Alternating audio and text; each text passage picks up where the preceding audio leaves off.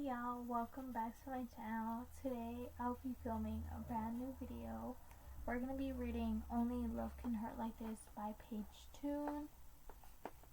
This is the cover. Page 81, chapter 9.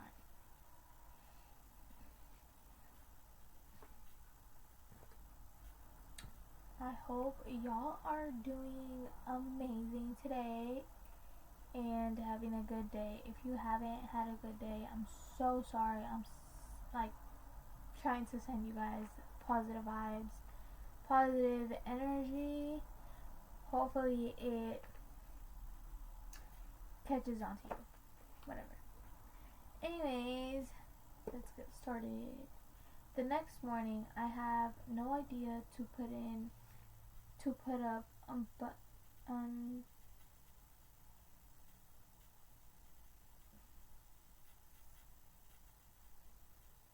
put up bunting and feston lights inside the barn.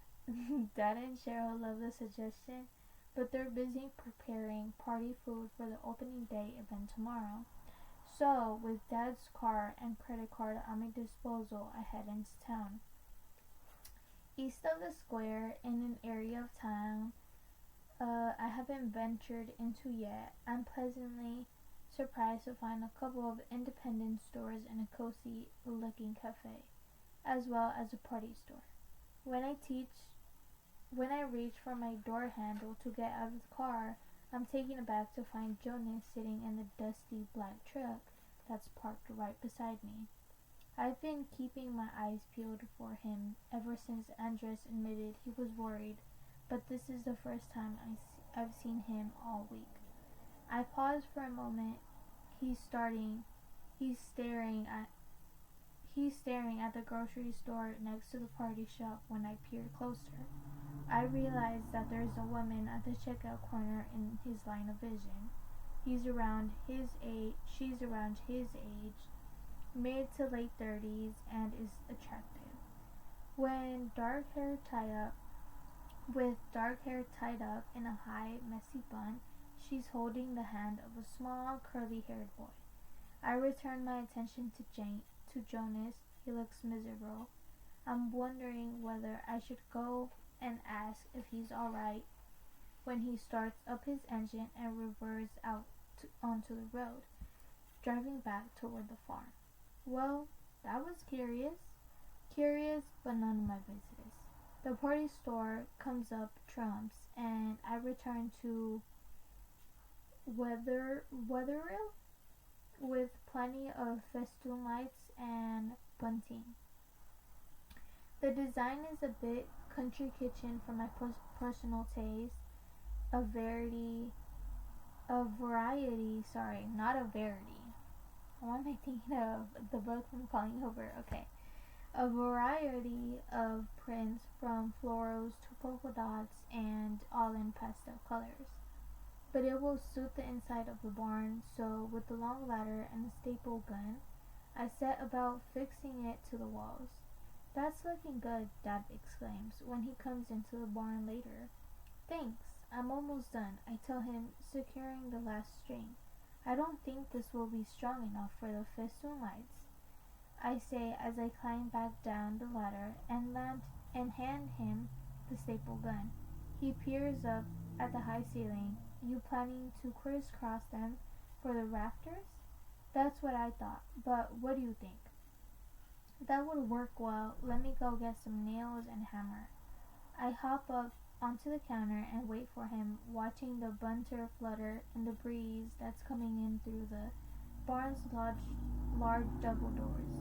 It's cooler than it was yesterday. My phone begins to vibrate in my pocket. I'm perplexed by the sight of my boss, Graham's name in the caller ID. I hope he's not calling me about the Biel job. I used to work at a cool young practice in Clerkenwell, and the projects I ran were interesting and varied. An interior fit out of a riverside apartment, for example, or a conversation of an old warehouse into a bar and restaurant. My practice in Bury St. Edmunds is comparatively prosaic, prosaic,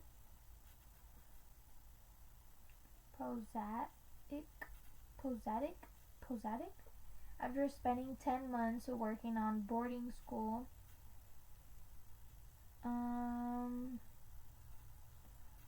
boring, boring, on boring school roof details and hospital door schedules, I begged my boss for a residential job. Earlier this year, he gave me the BL house, a renovation and extension.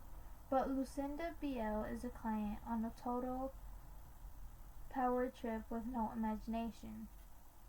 She shuts down my design suggestions at every turn and treats me like a lackey who's at her beck and call. I hate working with her. Planning permission has now been granted for her house, and the work is due to begin on site the week after I get back. I'm absolutely dreading it. She'll be making changes left and right and center, causing no end of contractual disputes. It's going to be the total nightmare, and I have no one to blame but myself because I asked for a residential job. I love being an architect, getting paid to design pieces of art that people live and work in, but architecture has its downsides, just like any other profession. I answer Graham's call. Hello? Hi, Ren. He replies. How are you? Good, thanks. How are you? I'm very well. Listen, I'm ever so sorry to bother you on holiday, but something's come up and I thought I should run it by you. Okay. Freddie has had to deal with a couple of things on Mrs. Beale's job while you've been away, and she's taken a bit of a liking to him. I bet she has. It'd just be like Lucinda Beale to fawn over a hot, young, not yet fully qualified male architect rather than defer to me, a more experienced female. There's no easy way to say this. Graham continues. She's asked if he can be the site architect and take over running the job. Oh, what the hell? Obviously, I can tell her that Freddie isn't available, but I got the impression you weren't that happy. I prickle with embarrassment. He's not wrong, but I hadn't realized I was being transparent. I do find her a bit difficult to work with, I admit. So you wouldn't mind if Freddie took over? He asked, hopefully seeking an easy solution. I would mind, but more because of the principle. What would I do instead? I tried talking to convince myself that this is a positive outcome. She would have been a proper devil once the work started on her home. Well, now that Raj has gone, you could do the tender drawings in the Heathfield primary school extension, Graham suggests, and then we need the construction drawing package after that.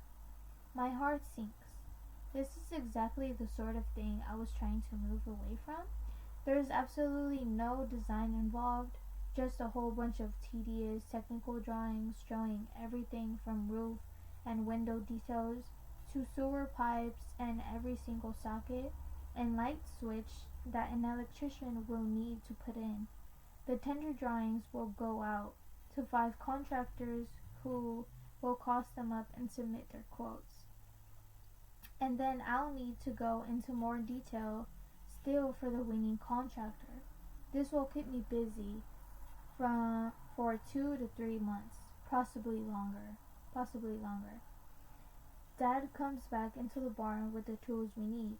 Cheryl's almost done in the kitchen, so I'll help you fix these. I waggle my phone at him to show that I'm on a call, and he mouths an apology. Have a think about it, Graham says. You can let me know on Monday. Okay, thanks, I reply. Everything alright? Dad asks as I sigh and put my phone away. Yup, fine. I hop down from the counter. Are you sure you've got time to help? Absolutely, this was a great idea of yours, Dad says with a smile as we fix the first row of lights. I can tell you're a designer. His phrase embarrasses me. Anyone can string up lights and bunting. How's work going? He asks. I'm about to brush him off and say that it's fine, which is my usual response to him asking me anything personal, but this time I stop myself. I'm halfway into the holiday and we haven't talked about anything meaningful. We rarely do. I knew he would be busy with the farm when I chose these dates, and that didn't concern me. But I'm going home in a week, and who knows when we'll see each other again. Am I really designated? Yeah, am I really designated to only ever have a surface relationship with my dad? Is that what I want? I think of Bailey and how she's more open and welcoming of his care and attention. Maybe I could be a bit more like that. On impulse, I find myself opening up about my job, telling him about how much I miss my old practice and how trapped and uninspired I've been feeling lately. It's not surprising you've been feeling uninspired, he says, hammering in a nail. You've been through a lot.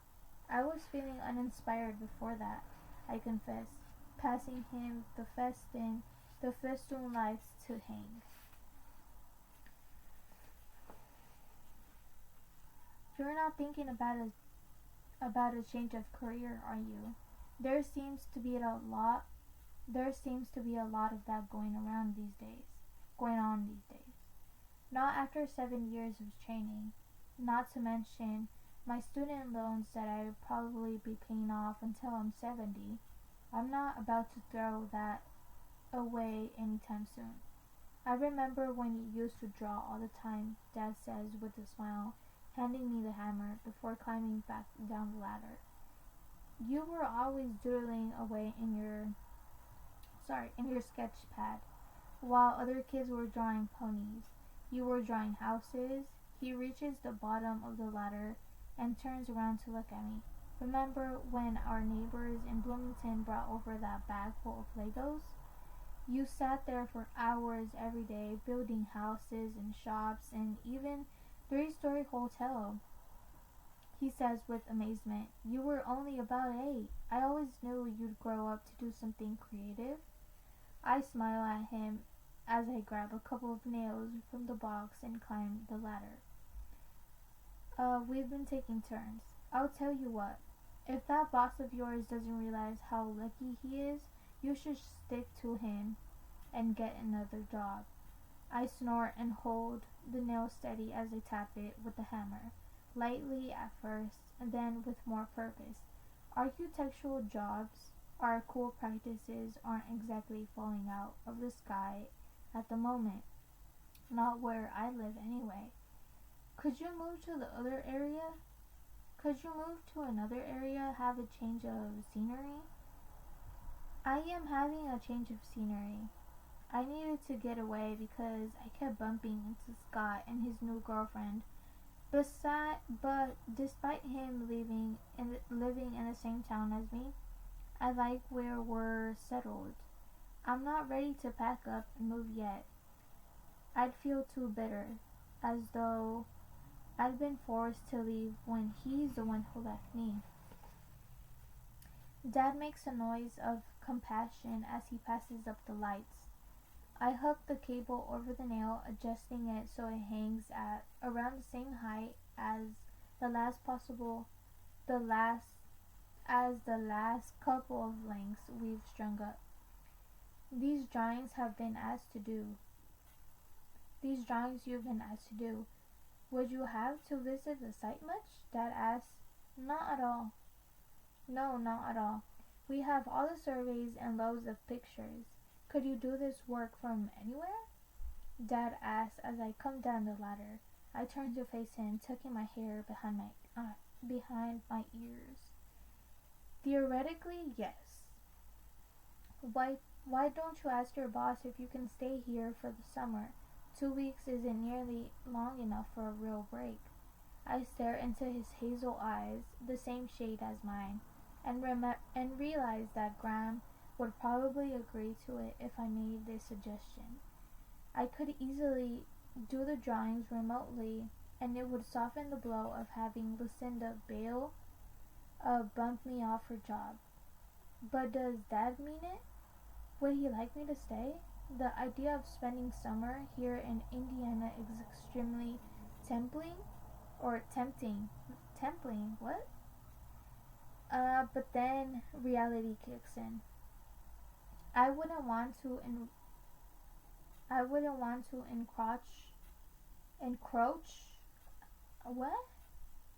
encroach your space. I say awkwardly, picking up the ladder.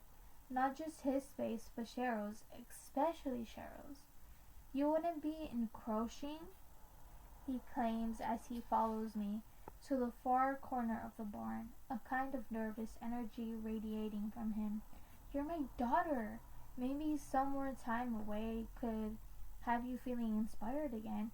You could get a new pad, do some sketching. At the very least, you could tackle these drawings in a nice setting. He carries on talking as I climb the ladder. We could put up a desk upstairs in front of one of your dormer windows so you have a view out over the farmland. Would I see Andres again? I chide myself for wondering. I don't need another man to be taking up any more of my mental headspace. But I would have time to renovate the Airstream. That thought fills me up with joy. I forgot to close it up when I got back from the Fredrickson farm on Sunday, but even with the extra airing out, it still stank the following morning. What I wouldn't give to be able to rip out all of that rotten stuff and start again. Mom would be okay. She has her new boyfriend, Keith, and things seem to be going well with them. I'm sure she'd encourage me to take the extra time. I think you'd better speak to Cheryl before you make any promises, I say as I come back down the ladder. His mood deflates slightly, and I feel guilty for not being a bit more enthusiastic, a bit more impulsive, a bit more like Bailey.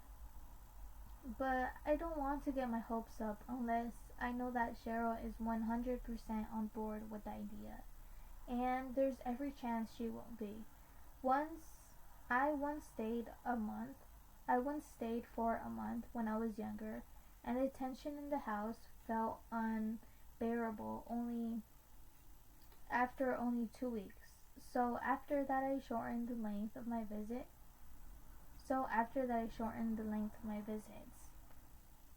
You do the honors. I point at the plug socket. No way, you, Dad replies. I walk over the wall and pause for a moment, my hand on the switch. Can you imagine if they didn't turn on? I ask with a smile. Don't keep us in suspense. I flick the switch and the barn is illuminated with the warm glow of 200 bulbs zigzagging above our heads. The effect is beautiful. I glance at Dad to see him staring up in wonder. The lights reflected in his eyes, and I'm overcome with a sudden urge to go and give him a hug. Would he really like me to stay with him for the summer? Cheryl is going to love this, he says. Let me go get her. I stay where I am as he hurries out the barn.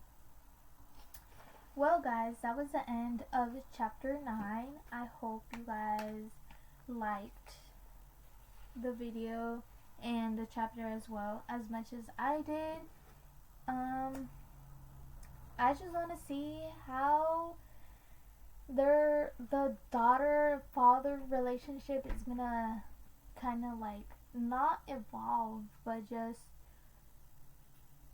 I don't know, how are they gonna just like have that once relationship they had when they were younger, you know? Like, especially because I don't have like I have my dad, right? I have my father, like he's in Mexico, but our connection isn't close. So it's just kind of wholesome to see how their relationship is right now, like currently, like in this chapter, and maybe like further on into the book, their relationship might, you know, become better and stuff. So it's just really sweet seeing that. But yeah. Anyways, that was the end of that chapter. Hopefully you guys like, comment, subscribe, and share. Hopefully I'll see you guys next time. Bye guys.